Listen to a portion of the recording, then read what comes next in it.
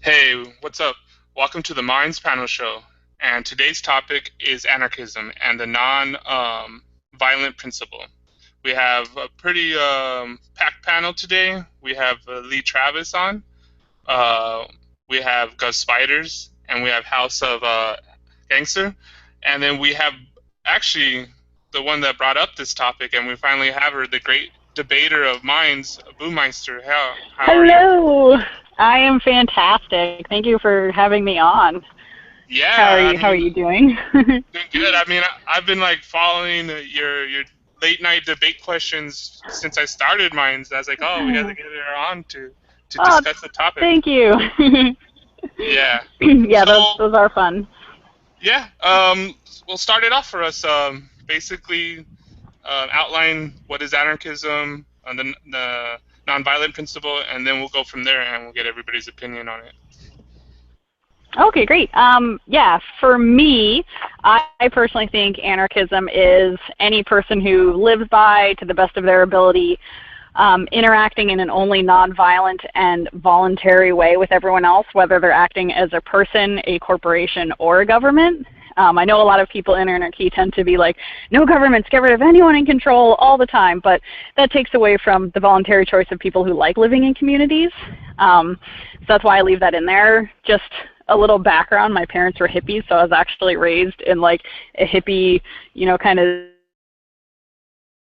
very communal. It was very small in terms of the residents. There was only ever like 200 to 300 people there, and it was all voluntary. Everyone knew what they were getting into. You could leave if you wanted, so that worked out really well. So I think small communities kind of doing whatever they want to do, making it voluntary, nonviolent, is personally my way to go. I tend to think of it more of a life philosophy and less of a system of governance. I know the people that just want to get rid of government are like, no, it'll be fine if we just get rid of government. But unless you're kind of mentally on board with the anarchic principles of nonviolence and voluntarism, things pretty much will just go to shit if you get rid of government and everyone is like, okay, well, now the strong is going to prey on the weak, and anyone who can't stand up for themselves already is basically just going to be screwed. So my whole idea is to get people kind of mentally on board, and then at some point you just won't need the government rather than trying to get rid of the government and then build from nothing. Yeah, and that's what I like to the when I was looking up the topic, and I've read a lot of stuff, but the self-governing societies based on voluntary institutions. So it's all about being, and you do have to say have people have like worked their way into this as far as their mindset and even educating themselves. But I think like whether you put the title on it or not, that when people become more self-sufficient, that it will naturally organically go into some kind of anarchism, and yeah. So Yeah, and the smaller the communities there are, the easier it is yeah, to do that, because it's a lot easier to pass the buck for anything when you're in a giant city, because you're just like, oh, well, there's a bunch of people, someone will take care of it.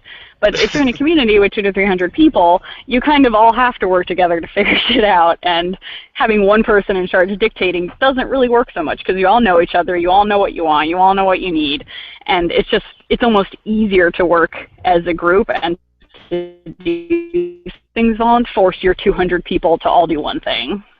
yeah. Lee Travis, you want to come in here and maybe your thoughts on just anarchism or self-governing little communities or societies? Uh, yeah, and I promised that I'd do my homework, and I actually didn't. I didn't have time to do my homework, so You're fine. You yeah. understand it already. Shame on you. So Yeah, you're fired. Get out.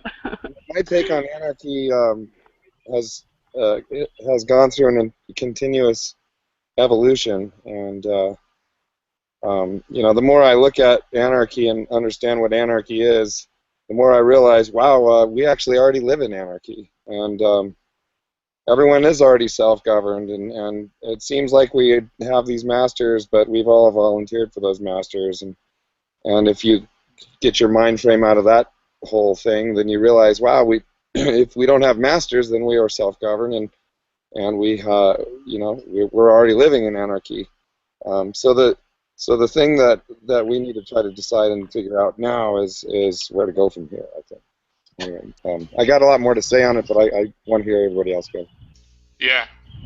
Oh, yeah, I kind of How, agree. Whenever I talk to people about it who aren't already on board, I kind of go from the mindset of like, you're already an anarchist, you just don't know it yet. So let me show you how you're already doing this. I mean, ultimately, you are responsible for yourself, no matter whatever system you're in. I mean, the burden of your life is on you, and so you kind of already govern yourself. But House, you want to jump in here? I see you're shuffling through your notes. You can see me? Yeah, your Yeah, we video's can on. see you. Hey, that's probably what's eating up all the bandwidth. I'm sorry. That's okay. You're fine. We don't mind looking at you. Yeah, am I last here? Because if so, I'd like to take the opportunity to expand just a little bit more than everybody else. Okay, and then All right. Ghost Spiders. I know that, yeah, you're gonna. Okay. Then I'll just run through it real quick here. Okay, I sure. think the young lady Boommeister kind of hit it right on the head initially. Anarchism is something that means something a little bit different to everyone, even though it kind of follows the same guidelines and principles and the same ideals that, yeah, and as the other gentleman said, I missed his name, that we're all self-governing. Is just that the illusion that we're been led to believe in is that we've given our rights over as a trust to what the government wants to believe themselves to be. Um, the non-aggression principle, I think capitalism fits in there.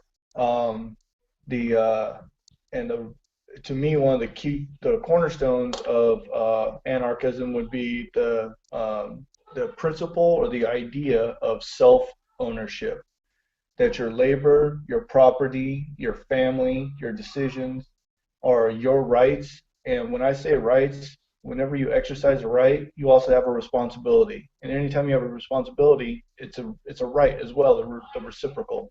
So I'll expand on that a bit later, but that's what I kind of wanted to start my own little dialogue on this in. Nice. I like that. Yeah, definitely. Now, Ghost Spiders. You're the last one. Cool. This is an awesome topic. I like it. I kind of wanted to play the cynic role almost to bring in more answers, more questions. I guess, yeah, like Boommeister said, it's not so black and white as replacing the entire government kind of thing. Because how you worded it was great, that the strong will prey on the weak, which is definitely how it would work. If we just decided there was no government, we're all going to govern ourselves sort of thing, you would have the ones that are already being held back from destroying the earth, basically, using all of their current resources to expand. They could go ahead and do that. And then if we're self-governing, who is the one that makes the choice to say, hey, you got to stop that, it's messing with all of our lives, sort of thing. And it, like you did say, it works best in small communities where there are like-minded people that agree with that principle. But once you get to a large scale, we definitely have, those sort of people that we, our whole Bilderberg, I just saw a big giant Bilderberg web of all the people and companies and everything associated with it. And it's just like there are some large hives of villains on the planet that it would be very difficult to control them when they're already so powerful. And then, yeah, I think Lee said we're already living in anarchy. And it's sort of like that, definitely, that we're all individuals and we all make our own choices. And one of those choices is one of the earliest social contracts of our day, which would be the choice of your government, because we all do actively choose that. We all actively choose to be governed by our citizenship to a certain country. And we all, I can't think of the word, but we all unanimously agree to this, and that's what keeps it all afloat. It's sort of like that picture of all the people holding up the chessboard. if we all just step away and do our own thing, they don't have any power. I think more so instead of anarchy, which is, it sort of has the same principles, but once we have forms of cryptographically secure, like decided governance, that is all, I don't think we're there yet, but similar to aspects of blockchain agreements and social contracts in that way, that eventually we will all sort of have an active, worthy vote in a system of deciding how our society runs. Yeah, and there's this quote that I was reading, and it says, if you want to know who controls you, see who you cannot criticize.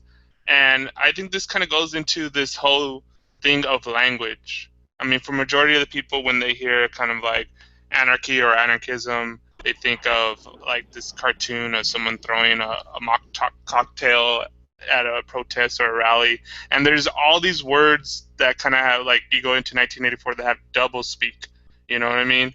And so, like, there's a lot of ways of where we're talking about, you have to get into, like, educate yourself or have the mindset, and it's really hard, as I would think, for some people to get into that mindset because they just don't have the proper words to even formulate it. Yeah, absolutely. I mean, as my husband likes to say, words mean things, and knowing the definitions and using them properly is kind of key for disseminating any ideas or anyone really understanding certain points or concepts.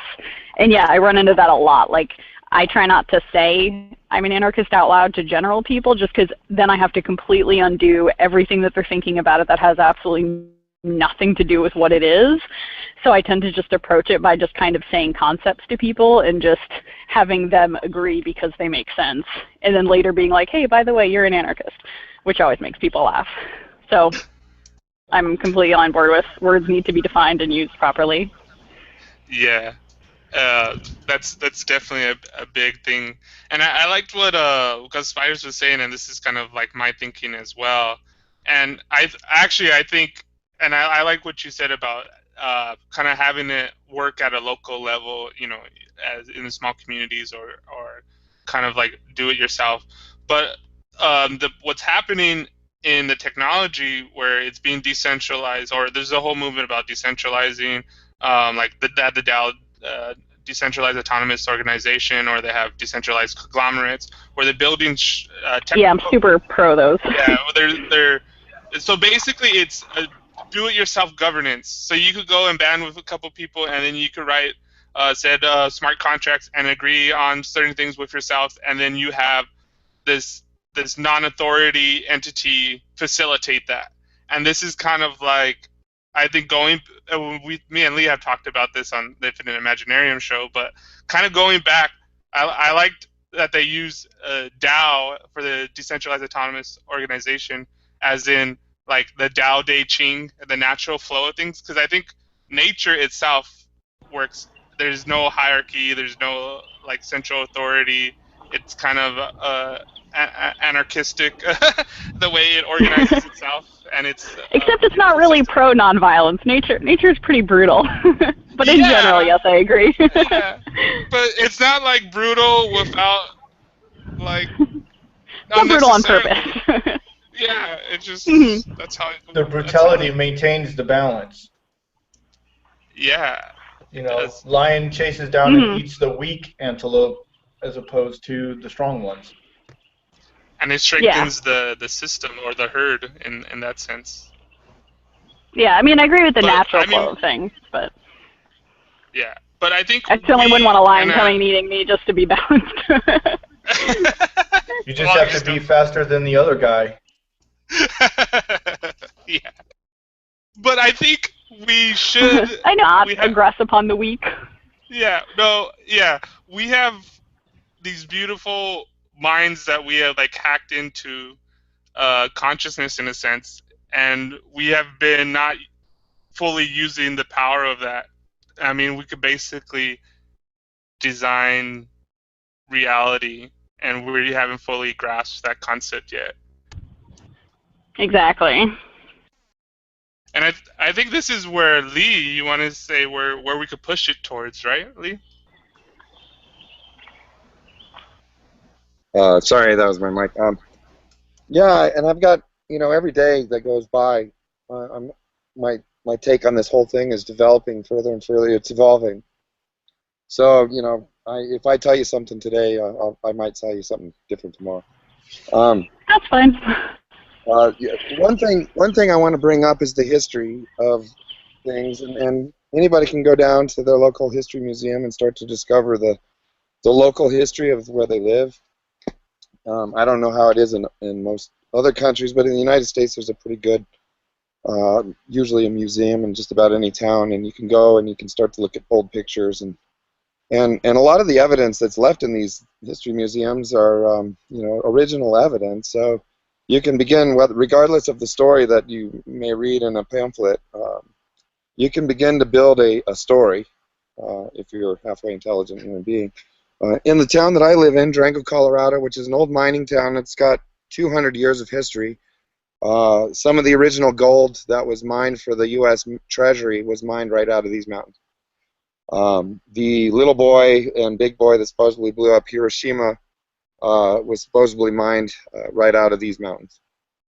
So we've got a lot of history, a lot of mining history. There was a county seat 65 miles away from the town of Durango in I believe it was basically as like 1859, and started from there. And it was a 60-year period of history where there was quite literally no government. The only institution was the Durango Railroad, and the railroad is the organization. They were called the Land and Mine Company, and they developed the railroad, and predominantly for mining. It did come in. There was a branch or a fork that came in off of the main Rio Grande Railroad, which at that time lots of lands were being taken by the U.S. government for an eminent domain in order to install these railroads all over the country. But at that particular time, there was literally no government, at least no government to say that there was anything local. There wasn't, a sheriff or police or anything like that. They were all over in a place called La Plata, and so there wasn't a whole lot of, there was gangs that would come up, old cattle ranchers and stuff would come up from a local community that was close by, and they'd get rowdy and stuff like that at the bars and stuff. But throughout the history of this, there was only and I'm talking of a 60-year period of time. There was only one gun battle, and that was between a marshal and a sheriff. And the sheriff, I think it was the marshal, he was running from the law in Texas for murder, and there was some thuggery that was going on. But the point behind this whole story is that there was relatively little violence and a whole lot of volunteerism and community effort. And the local community, they did everything together. And as you study history,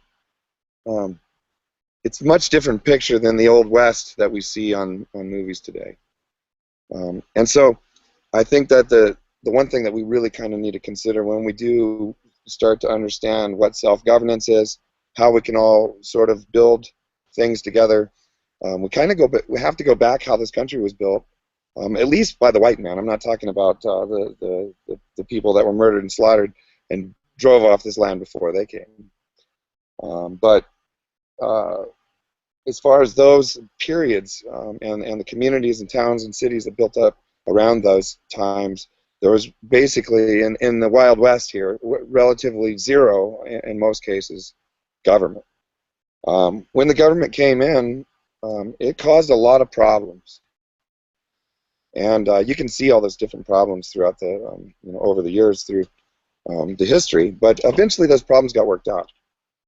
And so that's one thing I wanted to focus on was let's talk about the history of people. And back then they didn't really call it anarchy, but anarchy was a different word too. it wasn't as horrible to say it to anyone. And people knew what it meant back then.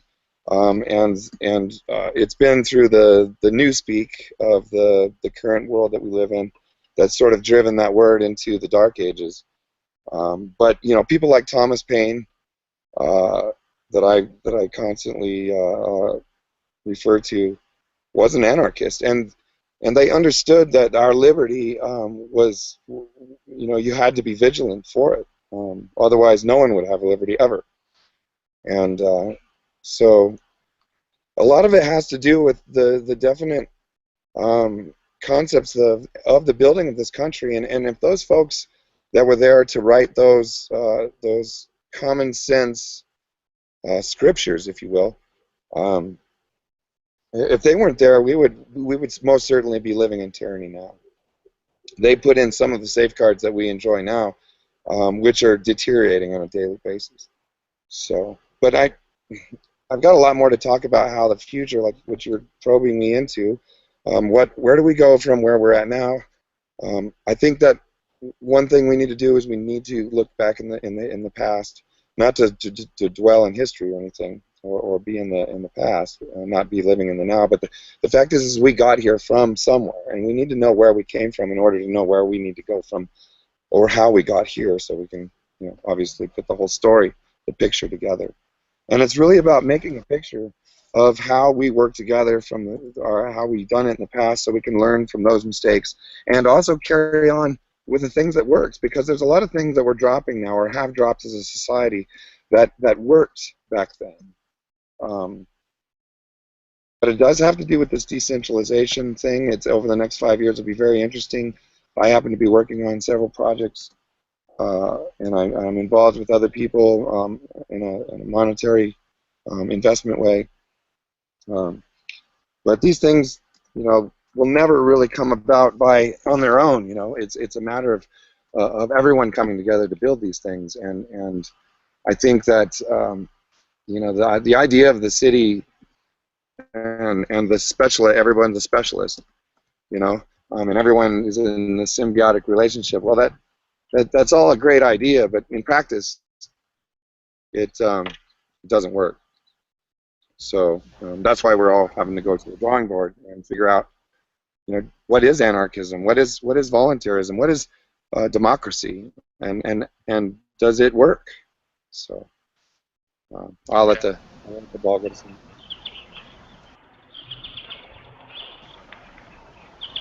Yeah. Yeah, definitely really good thoughts. I'm totally on board with that. I like the idea of just kind of going back to the drawing board and, you know, just kind of letting people know when you say certain words, you're like, I'm not talking about everyone throwing Molotov cocktails at everyone. Let's just start over, think of something better. Because, yeah, I tend to run into a lot of people that are just like, oh, our government, our democracy, this is the best we have, so we have to keep doing it. Like, every time I mention trying a different way, they don't even want to, because they're like, no, this is the best. And I'm like, okay, guys, you're kind of in this, like, feedback loop of, like, you admit it sucks, you don't like anything about it, but you're not trying anything new. So I think always kind of going back to the drawing board whenever you get stuck or butt up against edges like that where things aren't working is a great idea.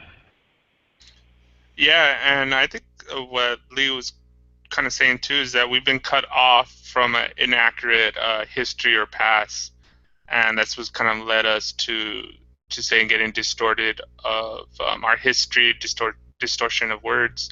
But House, I know you do a lot of research, and do you want to go to maybe some principles or start defining a couple of concepts more?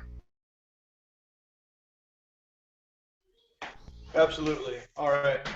Yeah, you guys saw me getting my notes together or whatever. So I actually got a lot of points to make, but I'll just get to them real quick. Let's see here. Now, anarchism is not a new idea, and it's not always been called anarchism per se. I mean, and the point I'm leading into is this. Back in 1796, in a case known as Cruden versus Neal in North Carolina Superior Court, the opinion of the judge in that case, and I'm not going to get into the history of the case, but it says the opinion of the judge was, every man is independent of all laws except those prescribed by nature. He is not bound by any institutions formed by his fellow men, here's the important part, without his consent. And I'm going to tie that into the Declaration of Independence, which is my favorite of any of those worthless documents. And it says in there that it's a government by consent.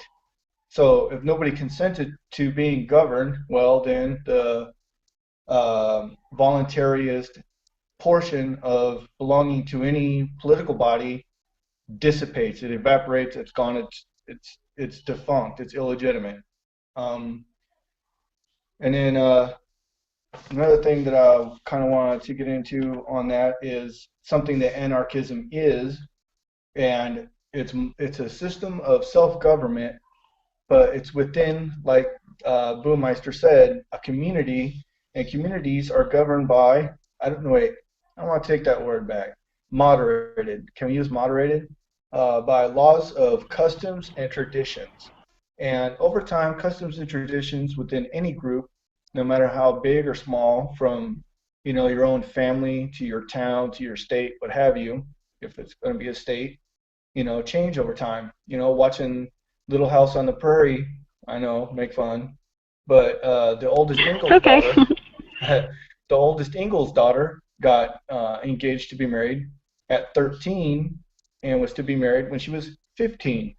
Well, today, with our customs and traditions and some statutory crap thrown on top of it, we've been conditioned to think that 18 is the age. But if you go to Germany, it's 16.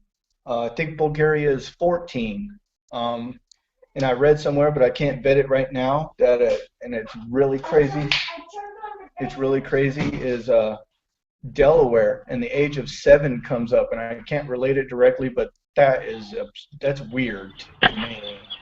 Yeah, it's not okay. Well, that's what we think today, but 200 years ago or 300 years ago, whatever it was, when I had scanned across, had wrote that down, it was okay then. So Yeah, I think that brings up another question too of when someone is able to make their own choices. Because in the U.S., I think the ages for a lot of things are pretty high, but there does hit a point where like a child doesn't understand certain things, and maybe marrying them off at 7 is pretty much just considered, non-consensual slavery to an older man. Right, the age of majority, and there's the age of reason. I think that's what it is. Age of reason is like 6 or 7 years old.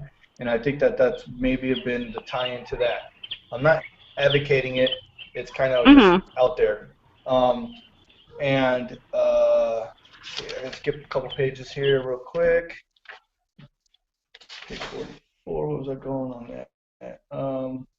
There was another court case in 1793. Now, I go back this far to just illustrate that, that worthless piece of shit known as the Constitution was only 10 years old when Chisholm versus Georgia Supreme Court case was decided, and basically the judge, and I'm not going to read the whole site like I did the last show I was on, but it said that when the Americans or the colonists was able to win the so-called Revolutionary War, that the sovereignty of the king devolved upon the people, thereby making all the men and women in this continent kings and queens themselves.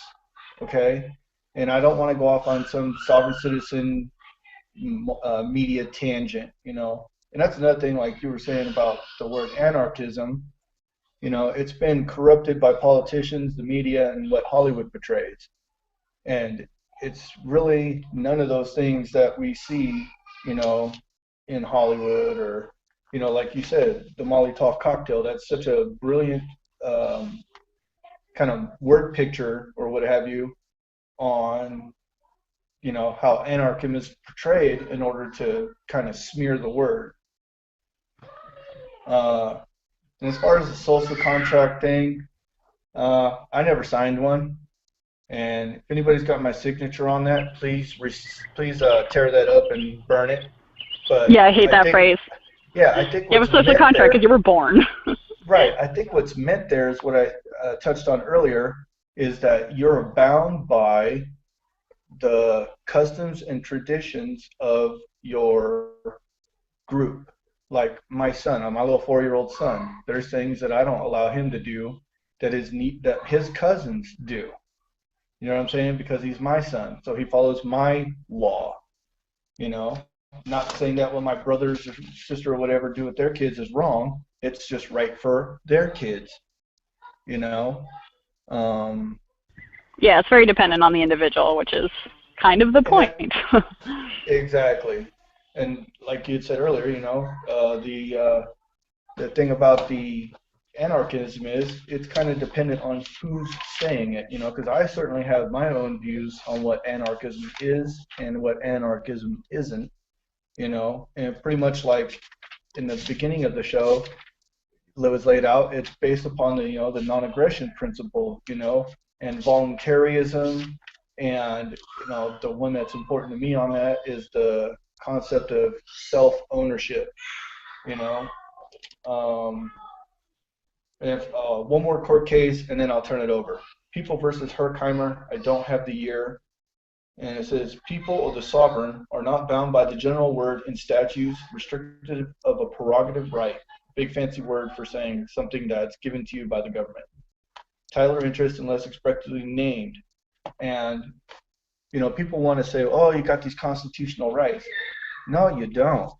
You know, and if you read those documents and what Thomas Jefferson and all them other guys was kind of trying to talk about is that men and women, but I just use the term men have the right to do anything that they want without restriction up until they interfere with someone else's rights, they harm them, they harm their infringe upon their liberties or damage their property, you know, like those 4 laws that I kind of live by, I touched on in the last show as well. So I'm going to end my little part right here.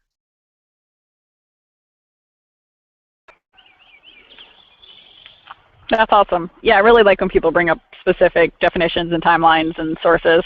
I know myself, I'm kind of bad at that sometimes, so just having an opinion based off of things I've heard, and then when people want to know where I got it, I'm like, oh, no, I read something. So thank you very much for having all your sources with you. I write that stuff down and I put that in there, and I think people get the idea I'm trying to express when I, you know, look for those kinds of things or talk about them is the so-called government is aware of what it is we're trying to achieve. It's just in their best interest to not allow it. Exactly.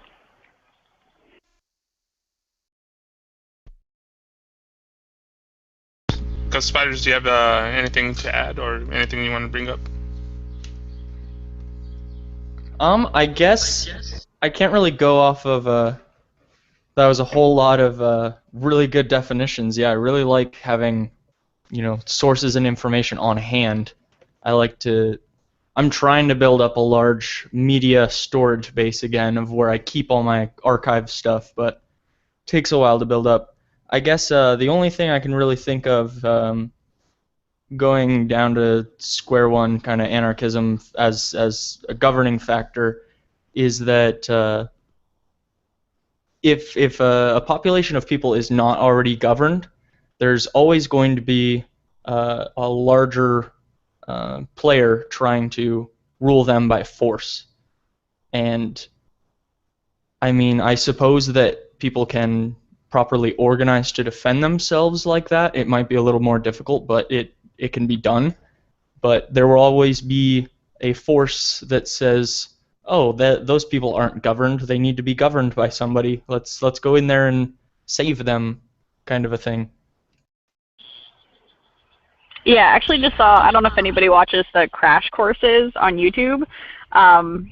They just did a great one on anarchy, and they basically talked about that the people that are always on the fringes of civilization, you know, whether they're there because they've been rejected by civilization, or as you look through history, see people trying to escape civilization so that they can be more free and make their own choices and not be kind of just like a cog in the wheel of the great machine. Yeah, that is like the reality of the situation. I mean, I think Born Free and Angel always brings this up, rule by force, and that's something that, you know, anybody wants to take up that topic in a sense? Because how it, in a sense, will butt heads or is not a little bit against the non-aggressive principle. What you mean, like speak for or against what freeborn? Yeah, either way, whatever your interpretations of that. In a lot of Oh, ways, you could say if you're you hold to the non-aggressive principle, then you are always going to be ruled by force, in a sense. okay. Well, I think large part of those who want to partake in an anarchist system within a group of individuals have to also take upon the responsibility that if there are people within their community that cannot defend themselves, well, then you have the right and the responsibility to defend those people. Do you have children? I do. They don't have the ability to defend themselves, but I sure do, and I'm going to do that. Same for anyone else's child. I don't have to be related to a child to have that instinct that if I see something occurring that's going to harm that child, well, I'm going to bring bodily harm to whoever is trying to perpetrate these horrendous acts. So just a warning to anybody out there who meets me on the street, take care of your kids. Absolutely. I'll be right next to you. Right on. So, and it's not just the rule of force. What it is it's the initiation. And I'm not saying that freeborn angel is wrong. If you're listening out there, buddy, I just think that I would restate that a little different. It's the initiation of force because, I rule my child by force. Take your nap. No, Dad. Corporal punishment. There you have it. If once this talking does no longer do what it's meant to, well, with a child, there's, hey, go take a nap, swat on the butt, but it's the initiation of force by people who don't have your consent to do these things. And like I've written several declarations of independence for myself and posted them online, and I've talked about them before, and I said in the last show I was on, I'm please let somebody be monitoring this and raise the red flag on me because I don't want nothing to do with your ass, you stinking Uncle Sam, so so, and I don't consider myself a United States citizen. I don't consider myself an American. I'm simply an earthling. And that puts me in brother and sisterhood or brotherhood with every man, woman, and child on this planet. Because anytime you want to label yourself as, anything that's not basically your gender, I guess, that you're kind of walling yourself off from everyone else who does not belong to this fictitious group of people, and you're kind of telling everybody else who's not in your club that you're not as good, or that they are not as good as you are, and that kind of violates the non-aggression principle right there. So Yeah, I mean, I know this topic could probably be its own podcast as well, but just the non-aggression thing, I know you just said you use corporal punishment on your kids, whereas for me, if we're going to teach people to be non-aggressive and to not even have that in their vocabulary to use, unless it's like someone is actually coming after you, like, is that something you really want to show your kids is, oh, if you don't take a nap, I'm going to physically hurt you? Like, is that something really worth doing that instead of just raising them? Because it's like, how important is it that they took that nap? Like, do they need to be physically harmed over it? Are they going to learn later, like, oh, well, if I want to do that to someone weaker than me, I'll just hit them because that's what Dad did. So like I said, that could be a whole other podcast. We could talk about peaceful parenting. Right. And I'm just going to touch on, just like you said, there's different definitions of harm and corporal punishment and, the punishment fitting the crime or whatever, And like I said, I'm so adamantly against anyone truly hurting a child, that I'm willing to sacrifice my own life for a child that I don't even know. So, harming my own child in a manner that's going to be detrimental to his physical or mental well-being is outside my scope of anything. Yeah, and even why I bring it up too is there was a study. Of course, I don't have my sources with me because I didn't write them down. A 50-year study that just got released where they followed I think it was 150,000 kids, and it was about being spanked as kids, and it showed overwhelmingly it created more did solve the immediate short term compared to kids who weren't spanked or had any sort of corporal punishment. They had a lot more emotional issues, authority-related issues, things like that. So it's just another reason I kind of try and push that is any study that's been done on it shows that in the long term that's not really mentally a good solution for children. Well, the other Yeah. thing that we know about through biology about kids and their brains and how their brains are working is that, below the age of 12, they're all operating in the theta stage. They do have some beta waves after 6 years old. And the thing is that, despite what we all know, I mean, we're damaging our kids regardless because we don't know all the programmings that we haven't questioned ourselves. But Yeah. the thing We about just do the best we can. right, the thing about just being understanding how the brain works. Every parent should really go through a biology course and a mind-brain course and understand how the brain works and how it reacts to stress and how children react to stress. And they all act the same. Every single child on the planet has the same exact brain waves going through their skull. And what it is that the brain is actually, at that age, is actually programming. So everything that goes into that brain all the way up to the age of 12 is a program, and they're not conscious. Little kids aren't conscious like we are, and they don't have the regardless of society later on. Alpha waves. We're gonna have a different perspective through science.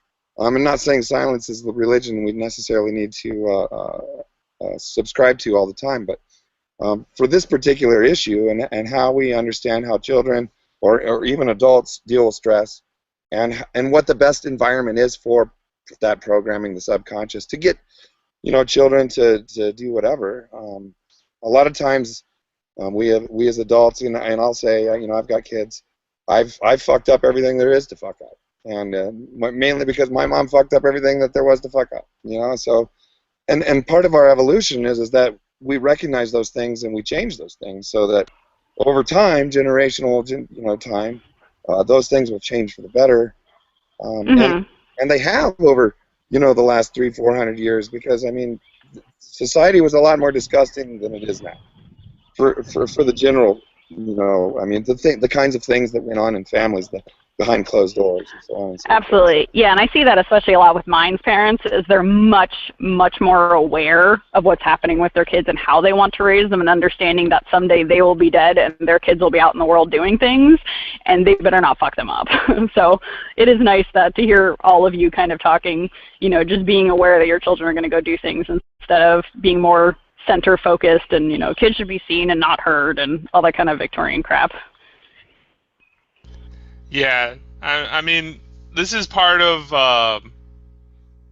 what we're kind of talking about, is that we need to, in a sense, define certain words so we could better understand them and use them. So we're talking about kind of going to a new operating system in a sense of anarchism, but I don't think we have, let's say, the hardware that is compatible for this.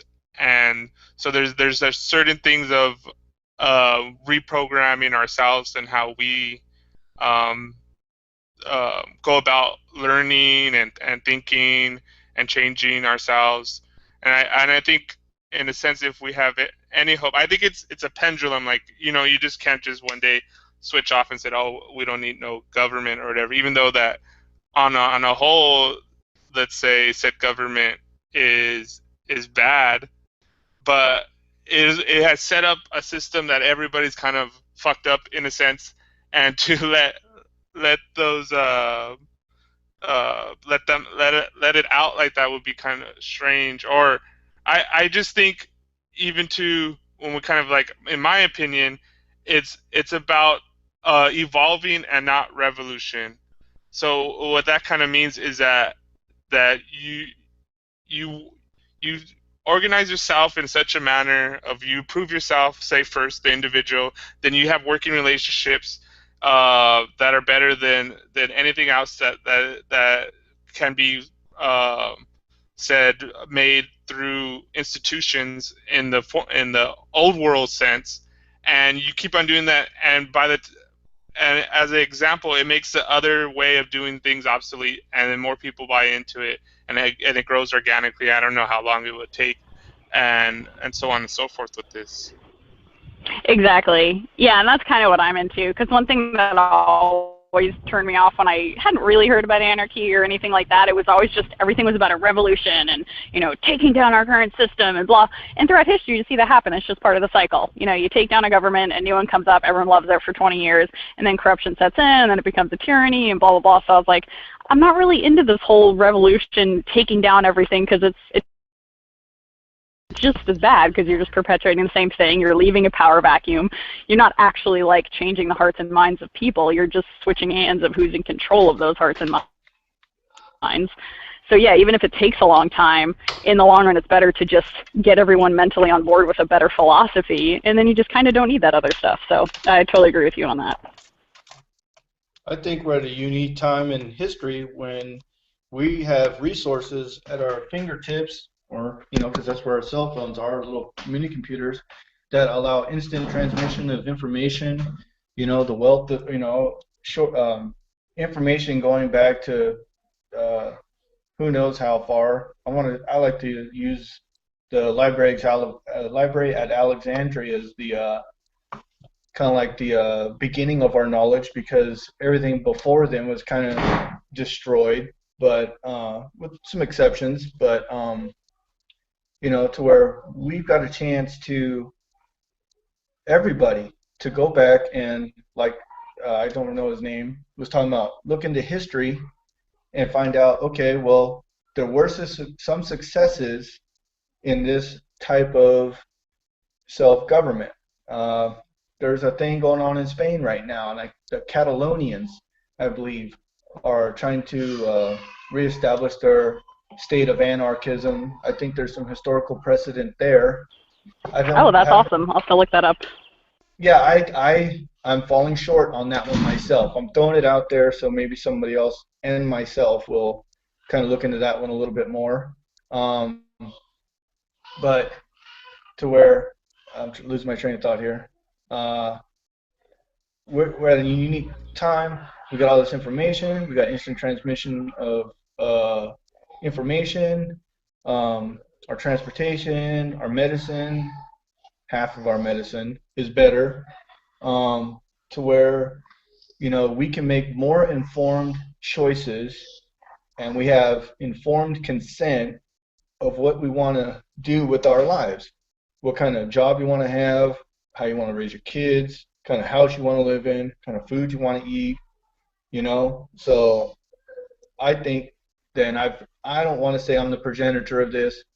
I know I adopted it early on, but with the word revolution, with a little r, capital E, for it's our evolution.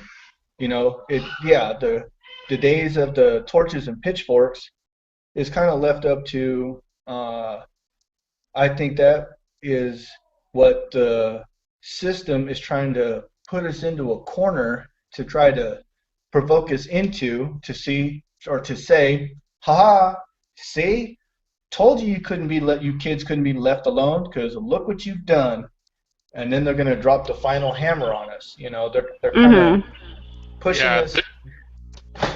There's even professional provocateurs that they get paid right. to agents to do provocateur.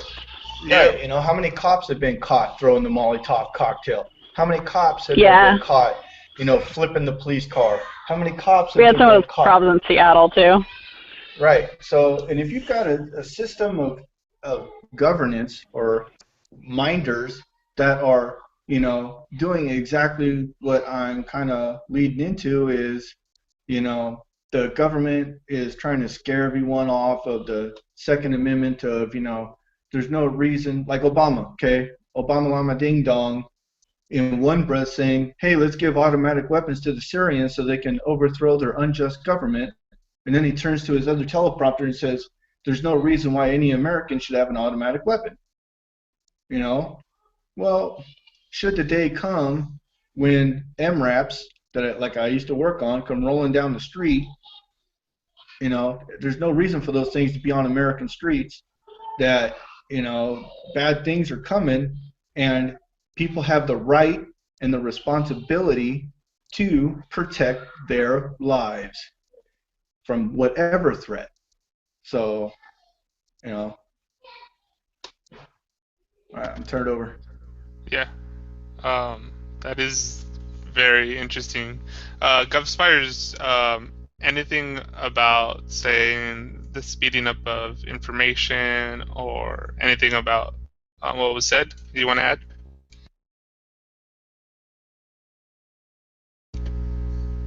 I'm not entirely sure how much more to cover or how much further to bring the anarchy piece, because I mean a lot of the bases have been covered, but I mean we all have our self-determination and we all make our own choices. At the end of the day, there is going to have to be some sort of consensus, and yeah, that's sort of a philosophical understanding between a lot of people, but I feel that eventually it'll be backed by proper technologies that'll make it a safe democratic system for all of us, sort of a thing that, you know, everything will be sort of out in the open for anyone to view, anyone to change, anyone to submit their opinion on whatever, that we won't have so many closed societies. Yeah, and I think that's another part of maybe being able to properly self-govern yourself or self-govern communities is having the information available and trusted, which is currently in the works. I mean, me and Lee have talked about this. Is like, you know, the story, the history is always written by the victors, and they changed, you know, the story to suit it to their needs, and that is a form of control, which we brought up a little bit. But I know Holly is actually here too, listening in. Holly or Lee, have anything to add to this? Hey, yep, this is Holly Stone Archer. You might be confused because I'm coming through on Lee's channel, but we're just hanging here in the hot but very nice desert afternoon, high desert afternoon. In the hammock. In the hammock. Well, I'm not in the That hammock. sounds nice. I'm not in the hammock. What are you talking about? Hey, I just wanted to say I've been so enjoying everybody talking. This is a great group, and really nice feedback from everyone. It's a nice, diverse group of individuals here talking about this subject, and I love the subject too. So it's awesome. You know, I'll just say this. I had a couple of thoughts, and one of them, not to go too far back on the conversation because I see it evolving, but when we speak of, and I think that Ganser, you put it this way. You were touching on the laws of nature, and the podcast that I was involved in just a little while ago was actually relating to social contracts. It was a different podcast altogether, so I don't want to confuse that. But I love how everything ties in so nicely, and it all touches on the same stuff. We all know this stuff. Us talking amongst each other has a dynamic that is fresh and original, but it's all based on all the same ideas. We all know them. So it's not preaching to the choir. It's sort of, you know, we're bouncing the same things that we know in our minds off each other. But what I'm relating to is the podcast we were talking about social contracts, smart contracts, which GovSpiders touched on as well. And Dan, you guys, you know, you went into that as well. Okay. And the law of nature, absolutely. It originated with the state of man. The state of nature is how we started. We were in a state of nature, and then all of a sudden, a few of us got together and realized, we may have a little bit of fear of something out there. We'd like to organize and have our rights protected, or our, you know, or at least your life. Yeah. Exactly. We, Right. we may not have the ability to protect ourselves necessarily. We're in this group now. We really like to see it going the same way. So state of nature sort of went to state of law, and Right. we handed those rights really over, and entrusted in someone else the ability to take care of us And and that's lost. right. That's the right word. It's trust. I don't want to cut you off, but That's the right. government operates under a system of trust. And if you get on the internet and you find Dean Clifford, and you YouTube Dean Clifford and his explanation of trust, it's like 2 or 3 hours, but I promise you, be one of the best 2 or 3 hours that you've ever spent learning about trust. And trust, like I don't like social contract, okay, because there's people that put the wrong connotations to it. They rope you into government using the social contract. And I like to use the laws of customs and traditions. But everybody who is within your little community or even a large community operates on these trusts. Joe makes shoes, Jack makes socks, you know, Eddie built the house or the building that these two guys build, or you make their materials in or their goods in, but anytime that there's one of those transactions take place, it works within that trust structure, same as like I was talking about protecting everyone's child. That's within that trust. They're the beneficiary, I'm the executor, and I'm not going to go too far into it, but, watch Dean Clifford's explanation on trust, and I mean, you might have to watch it twice, but it's awesome. Nice. All right. Hey, duly noted. I'm gonna check that out. I'll put that on my list too. I appreciate that. I'd like to comment about the trust. I think trust is also evolving in our understanding of what it is, and our understanding that it's a concept, it's a mental concept that has the potential right now to be a digital virtual concept. And what I mean by that, right now in our world, all the way up to this point, we're starting to change this. The actual math problem, it's called the Byzantines Generals problem. It was solved about 5 years ago through the Bitcoin blockchains or the white paper. And it's what was that problem again? I know I've heard of it, but I'm not remembering the details. Byzantines Generals. So Byzantines, the civilization that lived a few hundred years or thousands of years ago. I can't remember the exact dates of the Byzantines, but it was an ancient math problem to figure out how a general could communicate with his other seats of office on other sides of a city that they were sieging, and they had to siege all at the same time, and he needed to trust the messenger. He needed a cryptographic message or ability to be able to trust the messenger, but they couldn't. There was nothing that they could figure out. We've since solved that problem through the Bitcoin blockchain technology. So we've created something new, and what that is a trust that's verifiable. Whereas before, we had to rely on a person's word or some paperwork or a society's notoriety or whatever. But now, this is a game changer. I mean, it's so big that right now there's $10 billion being invested in startups. That's some serious money for startups for the next 5 years. The issue of trust it's always been an issue, no matter what. I mean, Ganther, like you said, everything is back down to our customs and things like that. But how do we know if those customs are right, or if they come from truth? If they're rooted into something. Well, let me just finish yeah, here. go ahead. Sorry. So asking that question, how do we know? We've come up with something that we can definitely create a system where we can create trust situations, whether you want to call it social contracts or whatever. In the virtual world, they are called contracts, and I don't really perceive any other word that will be used, but this digital trust is backed by encryption, meaning that you can go back to a public ledger, and it's not corrupted because you can say that you'd have to go back through the whole blockchain technology and understand that, read the white paper, and understand how the encryption technology works. But to make a long story short, it works, and it works great. And this is why it's a game changer, because then we can begin to put public policy on. I mean, the amazing things that we'll be able to do with this technology will be things like media outlet will have to give us verifiable proof that what they're saying is, or cryptographically verifiable proof that what they're saying is coming from an actual reporter from, some field in the heat of the battle. So currently we live in a system where there's zero trust.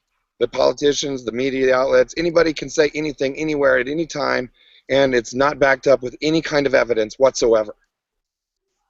And this is why it's a game changer. Or liability for what they're saying.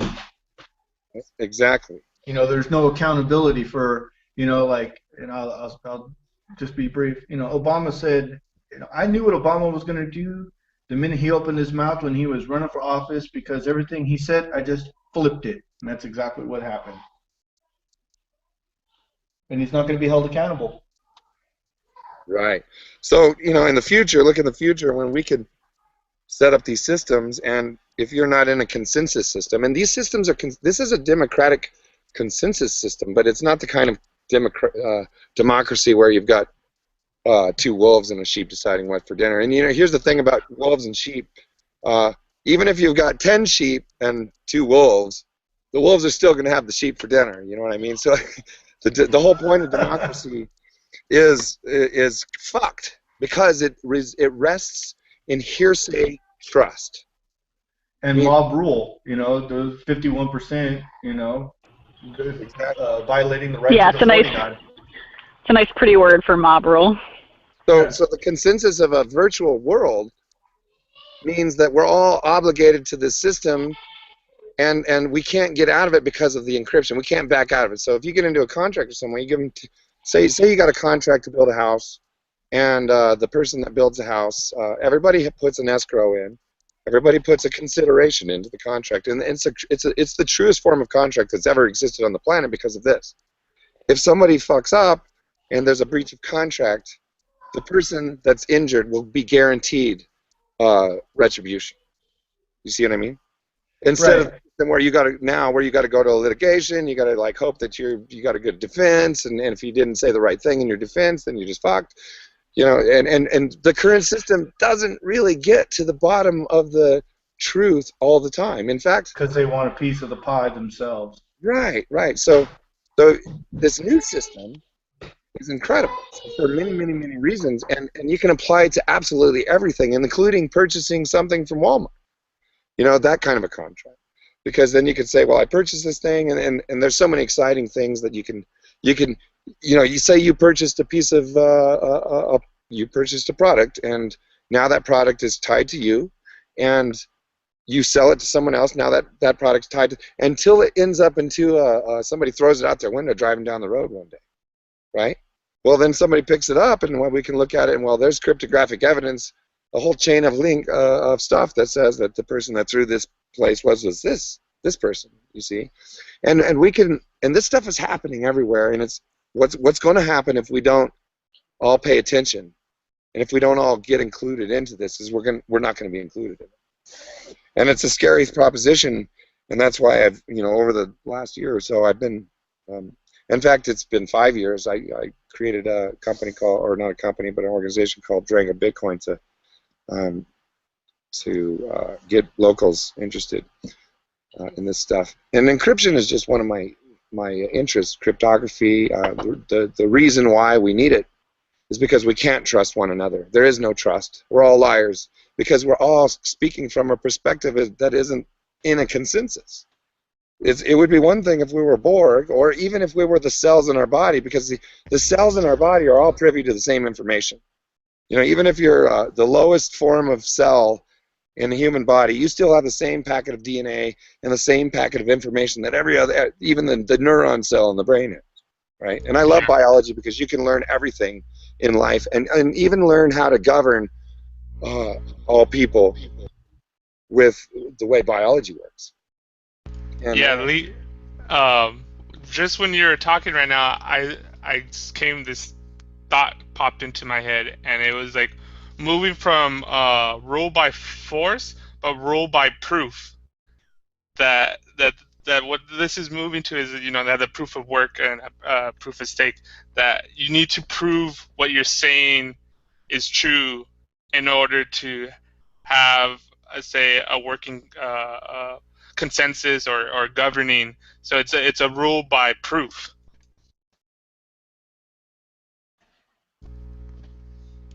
I like that. But yeah, this is Oh, you're cutting out. Are you still there? Yeah, we're here. But this is why Perfect. I think what we first started off and has been an evolution on Minds, where Minds has been like this place where we could have these dialogues, like I was telling Boomeister, that I would follow her late night debates and people all over Minds, especially in the beginning we had the common culture. But this is the new evolution is what I'm trying to do, and which I'm glad to get more people involved, is with the Minds panel show, is that it's up to whoever wants to start writing this because it's a blank slate, and it's still in the process of being defined or being designed and worked out, and that we need almost everybody's input on this. It's such a interesting time that we're in. One of the things I have on the Wiki Being manifesto is not one of us has the answer, but all of us might. And that was the whole point of coming up with that idea is that we need to create a system where we can all express ourselves, because all of us, and this is true to this very moment in law, the whole point of all of this, all law and everything else and all contracts, is that we all recognize that we're gentlemen and women, and that we all are one. And that's been a generalized concept in the natural law over the ages.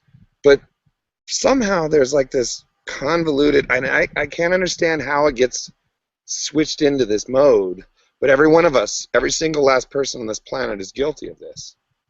And it's, I'm first, and it's, I'm basically doing everything in my life for me. And so that creates this, it creates this conflict in our brains. We're interacting with each other that we're gentlemen and women, we're all one. We're all for the posterity of each other and ourselves, but somehow that changes. And what happens is it's a human thing, and we're never going to stop that human thing from happening. So that's why I'm so excited about these new these abilities. In the next a few years, things are going to start changing on a different level, and the current system has no control. Everyone might imagine that, but they, and they can single you out. Of course, a group of people can single anyone out. But there's no control going on. This place is an absolute chaotic mess. And things are happening from one level to another. And yeah, there's people trying to rule the world. And they want to enslave every last one of us and make us do their work. But we shouldn't really worry about that, because we're ultimately more powerful than that. We're men and women, but we're just rovers, man. We're more than just men and women. We're consciousness, and I think that's what society is moving towards. The result of a world where we can build upon a real kind of trust, one that's verifiable. It changes everything. How we see ourselves, how we raise our children, how we interact with one another, how we build our society. And so that's part of the evolution too. It's not just creating what we want and living closer to the land and maybe going back into time a little bit, but it's combining what we are evolving into to what we want. And we have to understand what we're evolving into, and that takes a lot of opening the eyes and opening the ears, because it's hard to know what are we evolving into. Yeah, that's excellent. I don't think I could have phrased that better. Okay, so what are we evolving into? That is the question, isn't it? It But is. before, That's what we're trying to establish is where do we go from here? You know, we've done a good job of, and this seems to be a common thread on all the shows I've done is, we do a real good job of, explaining, how we got here, and then the midpoint being, okay, so we know how we got here, and we got a lot of great ideas about, things that are going on right now, but how do we push into the future? And I'm sure glad that there's people out there that understand all this blockchain stuff and have it within their head, can visualize how they can translate more of the stuff I've kind of been involved in learning into something, this blockchain, because I only got a rudimentary idea of what it is, but like he was saying, about contracts. Now, opinions might vary on the order of law, being, natural law is the supreme law. Natural law, disease will get you, lying will get you, whatever. But the next step in law, or one of them is, or probably close to the next, is contract law. And the reason I say that is because when you contract, or contracts create obligation. And so when today, I'll relate it to this. Satori offered me a contract. He offered a contract for me to come and appear on the Minds panel show today. So now, since I accepted his offer, I have an obligation to do this. Now, I can terminate my obligation at any time because it's under a voluntary situation there. There's nothing in my contract with Satori that says that I have to be here for the full 2 hours or whatever. So, if you guys can get this into a blockchain format of like when you sign an employment agreement with your new boss, that your contract is in a blockchain format, so that they say, yeah, 6 months after we hire you on, buddy, we're going to give you that raise. That it's not just hearsay, like it was said earlier. A system of proof. You can go into that uncorrupted data and go like, oh, look, see, right there, buddy. Yep, 6 months to the day. Where's my raise? I never said that. Pull up yeah, the little blockchain, and there it is. And now he's now liable for that. And not only that, you can also go after him for breach of contract.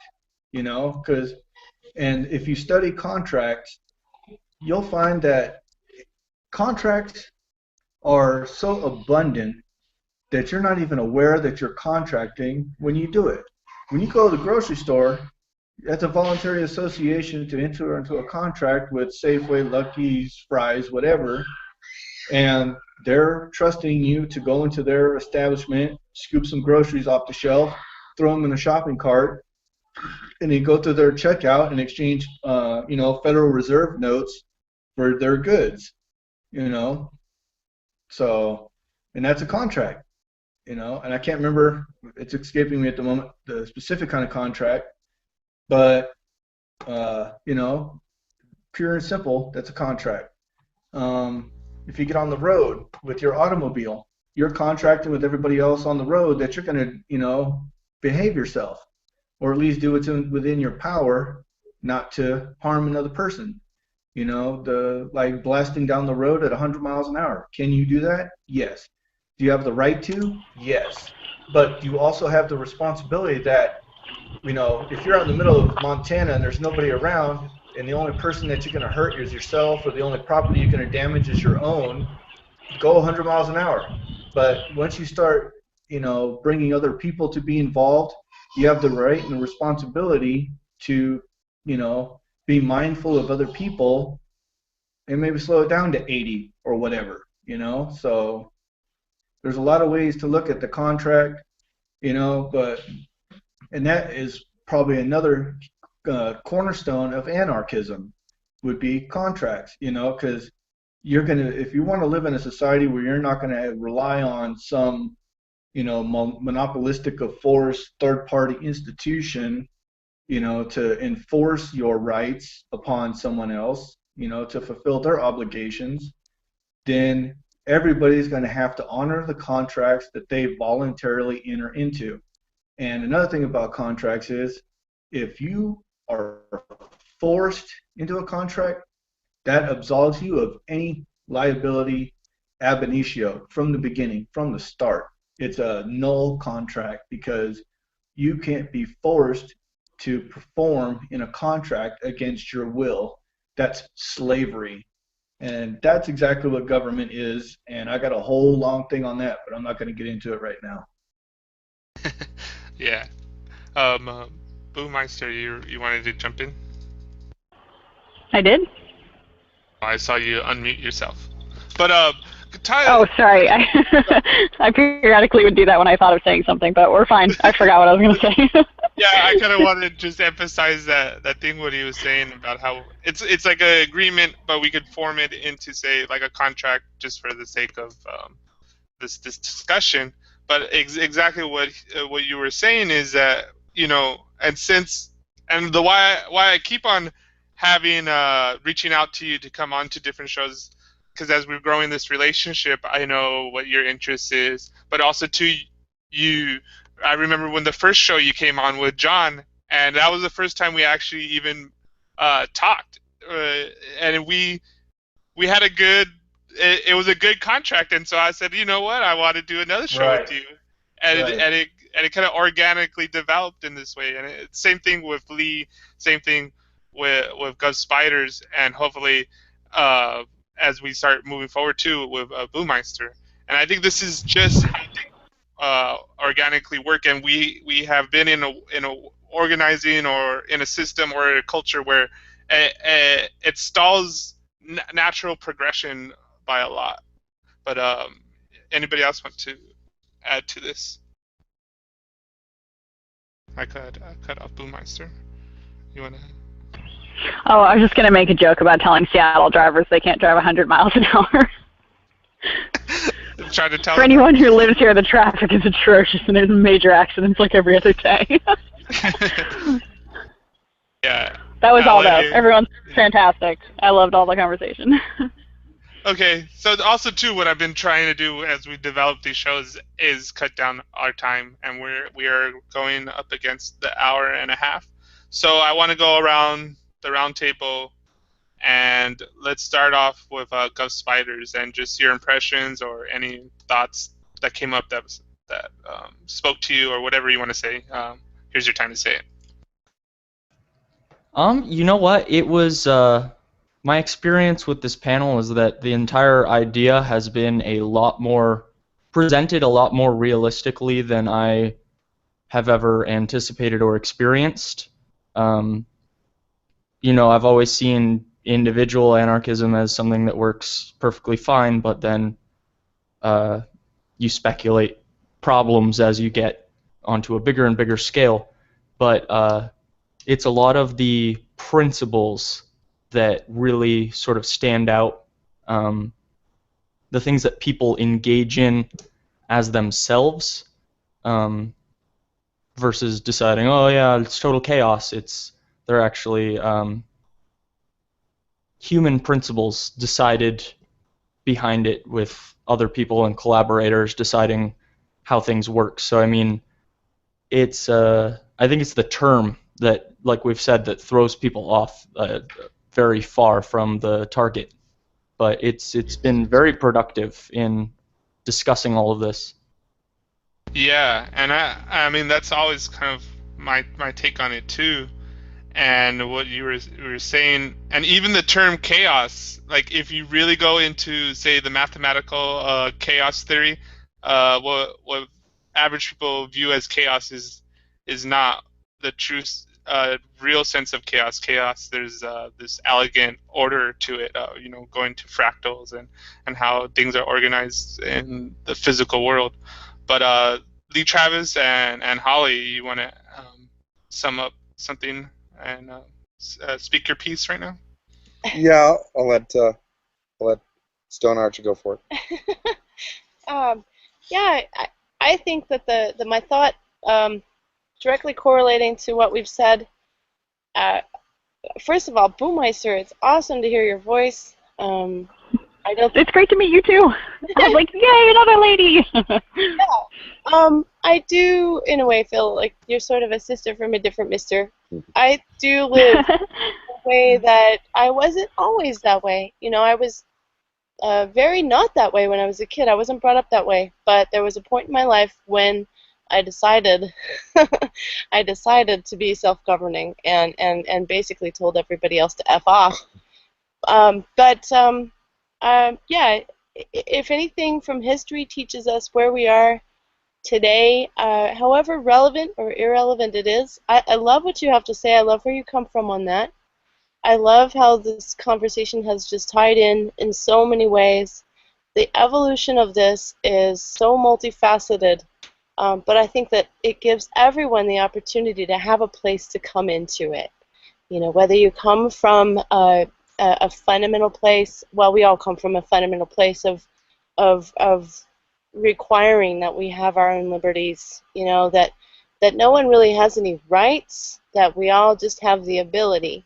But how do we seek that? And then how do we, and I love what you had to say about how you interact with others when their questions come up or when the interaction with them comes up about the subject. And you know, that's I guess all I wanted to say. I'm a huge history buff, so I see where this all is coming from, or at least to my inkling, and I'm hopeful about where it's going. So hey, thanks everybody. Everyone had awesome stuff to say. Gov Spiders, I think you took it really easy on us, you know, as far as being a protagonist. That's for the next show. And Nobody was able to act unreasonable. I mean, it's all pretty realistic. yeah, that's a good point. That's a very good point. And thanks to Tori D and Lee. I get to hear these guys' thoughts all the time, so I'm a little spoiled. House of Cancer, thank you. I loved everything that everyone had to say. I appreciate it. I did want to add a couple of things. Contracts aren't all be all end all in our lives. Obviously, we don't spend a whole lot of time thinking about contracts in our lives on a daily basis. I think that contracts are going to start. Smart contracts are going to start eliminating a lot of the difficulties that we do have with today's contracts in the future. One of the things that I think that as far as a vision of the future and what's a possible alignment with nature and so on and so forth is the concept of and the philosophy behind earthships and construction built with recycled materials and creating permacultural ecosystems. And to do that, you have to have communities aligned on the same kind of concepts. And I believe that the current status quo must change in order for us to live on this planet. The planet is dying, and you can see it in the trees. The trees tell all the story.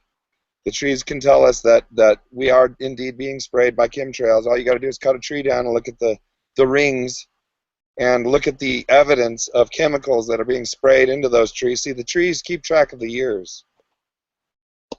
We are in a silent war. And unless we are vigilant, we will lose every last freedom, including all life on Earth, because of the corporate fascist drive to take over the world. So it is one thing that we need to be very vigilant and aware of, and that is the responsibility of an anarchist, I think. And it is very nice to hang out with all of you. You guys are great. Yeah, and I kind of wanted to emphasize a point that Holly made into that because Spiders played nice with us, but it was because this conversation wasn't ruled by force; it was ruled by proof. And I liked how House came with his citing sources. But we'll end it with you, Boomeister. Your thoughts. Oh yeah, I'm kind of in line with everybody else. Just wanted to say thank you all for coming. We had to plan this at a random time because I have a completely crazy and unpredictable schedule day by day. So I'm glad we finally all got together to talk about this super fun topic. But yeah, just kind of what everyone's saying, like this was a very realistic conversation, and I think it'd be cool to do, another two-parter where we kind of go to the next step of like, okay, well, day to day, what can we do that fits in line with everything we're talking about? Because yeah, there is a lot of talk of just the philosophy and how to talk to people, but at some point you kind of have to go forth and do it. So it was really great to cover blockchain and just kind of different ways of interacting with people. So yeah, I think it was all fantastic. Everyone was very, very reasonable. I would love to have a hotter debate one. Maybe we could pick a different topic. I don't know. But yeah, this was great, and thanks so much. And I hope to do this again more. Yeah, yeah. That would be interesting to. I mean, that's why I'm so glad you came on, and this is for everybody out there that's listening on the Minds community. Don't be afraid to come on. Part of the show is we're flexible. And if you just give me, you could even not even give me that much time. I could usually organize a show real quick, but start expanding on this. And this is what I always like about the show, because and this is the power of say dialogue or having a conversation, is that you come to it with your own said thoughts or what you plan to say, but if you listen and you have this feedback, it evolves into something. And like that was the first time I ever heard rule by proof, and it happened in that moment. And this is the type of stuff that I want to keep on fostering, and I came up with this term, or I don't even know where it came from past readings, but ecology of ideas, and moving to an ecology of love, which is how we interact with people. First, we have these ideas and these philosophies, but then how do we use them in a way that strengthens our interactions with people and our conduct, and really manifesting all this great energy that we have on Minds into reality. And I'll leave it at that right for now.